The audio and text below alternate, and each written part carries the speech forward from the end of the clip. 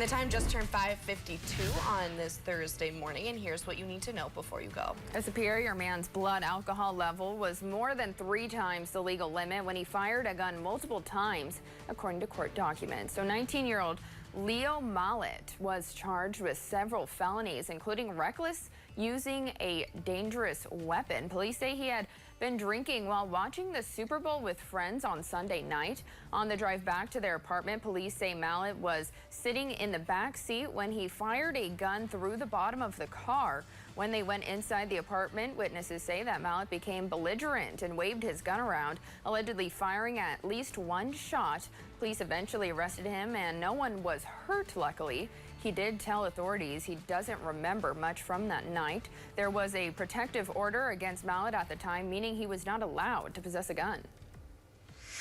A piece of Duluth history is now gone from the Duluth skyline. Yesterday was the second day of demolition, and the former Cozy Bar building is now a pile of rubble. After years of rotting, crumbling, burning, and lawsuits, the city reached a settlement for around $2.1 million several weeks ago, allowing it to finally be demolished. Investments in other historic structures and neighborhoods will now be made with the settlement funds. City officials do ask pedestrians to continue to be careful near the demolition area for debris and icy walkways.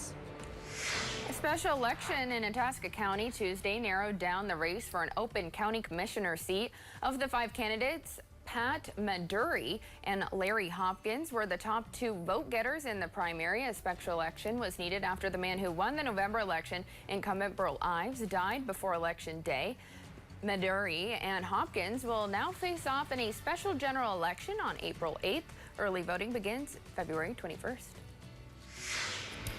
Big Top Chautauqua has been bringing big-name performers to Bayfield for nearly 40 years, but the iconic concert venue is now struggling with declining attendance and rising operational costs since COVID. The Asheville Bay Alliance has run both the venue and the ski area since the two merged in 2022. The ski area took a big hit in 2023 due to a lack of snow, and while it's heading uphill, Big Top continues to operate in the red. Leaders say it will be a reset year as they figure out how the two entities can run more efficiently as one, and they plan to focus on a smaller number of shows to run a profit. A new race in Duluth is hoping to raise awareness for those experiencing homelessness this winter. Hosted by Union Gospel Mission, the Miles for the Mission 5K will be next week on Saturday, February 22nd. Organizers say by holding the race during the Northland's coldest month, that participants can run or walk in solidarity with those experiencing homelessness in the same weather conditions. The race will start at 11 a.m. at Leif Erikson Park and end with a celebration at Bent Paddle. Money raised will go back to Union Gospel Mission. And the owl eruption we told you about last month made things busy for folks over at Wildwoods. According to a post on Facebook, the Wildlife Rehabilitation Organization in Duluth saw a rise in owl admissions. Since January 1st, 21 owls have come in, and the facility normally sees 30 owls in an entire year. Leaders say of those 21 owls, 18 had been hit by vehicles. They urge drivers to be extra cautious with the influx of birds, and if you see one in the wild, you should keep your distance. When too many people gather to observe the owls, Wildwoods leaders say the birds may become stressed and burn precious calories they're already lacking.